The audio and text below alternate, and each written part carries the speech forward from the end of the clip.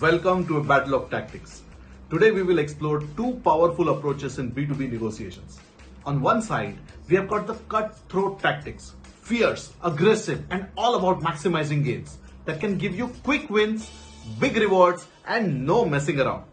But there is a downside, damaged relationships and limited trust. So it becomes a gamble.